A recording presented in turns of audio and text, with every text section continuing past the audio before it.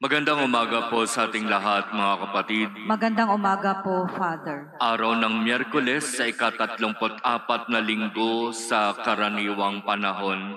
Sa ating Ebanghelyo, malinaw na sinabi ng ating Panginoon sa kanyang mga alagad at sa kanyang magiging mga tagasunod ang kung ano ang aasahan nila, kung ano ang mangyayari sa kanila dahil sa kanilang pagiging tapat na pagsunod sa kalooban, sa kagustuhan ng Diyos. Tandaan ninyo ito, darakpin kayo at uusigin, lilitisin, ipabibilanggo, ihaharap kayo sa mga hari at mga gobernador. Pero tandaan ninyo, hindi ninyo dapat isipin kung papaano ninyo ipagtatanggol ang inyong sarili. Pagkakalooban kayo ng Diyos ng pananalitang hindi kayang tutulan o pabulaanan ng sinuman sa inyong mga kaaway. At idinagdag pa ng ating Panginoon, ipagkakanulo kayo ng inyong mga magulang, kapatid, kamag-anak, kaibigan. Ipapapatay ang ilan sa inyo. Kapopootan kayo dahil sa akin. Sa lahat ng sinasabing ito ng ating Panginoon sa kanyang mga alagad, sa kanyang magiging tagasunod, at sa ating lahat, sa palagay niyo ba, handa kayong sumunod sa ating Panginoon?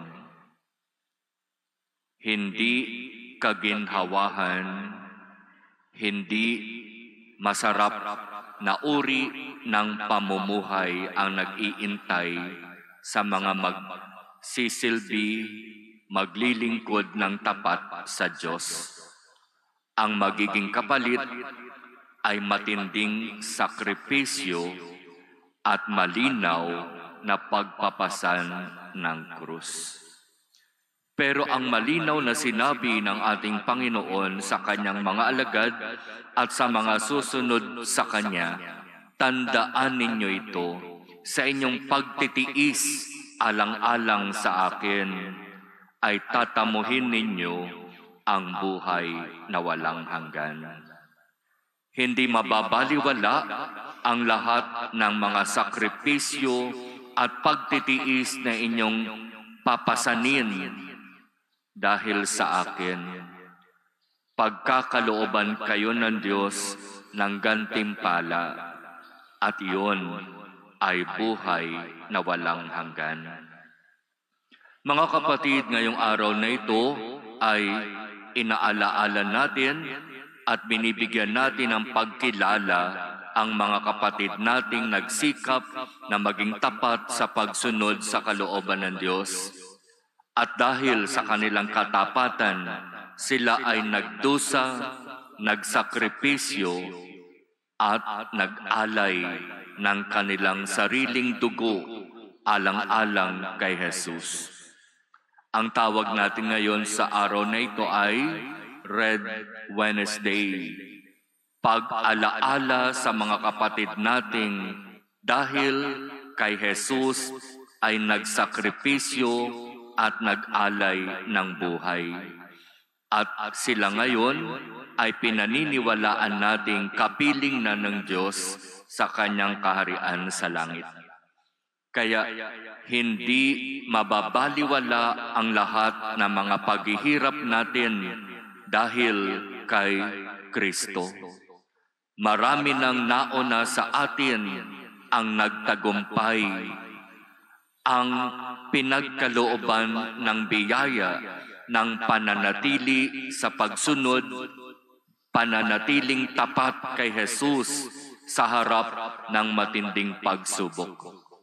Marami na tayong mga kapatid na nagtagumpay laban sa kasamaan ng mundong ito.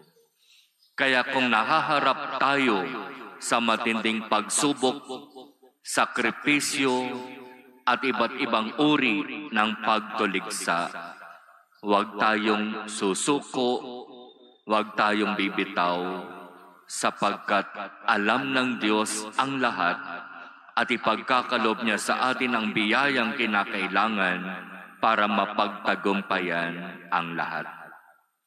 Ipagkalob nawa ng Diyos sa atin ang biyayang kinakailangan upang manatiling tapat sa pagsunod sa Kanya. Amen.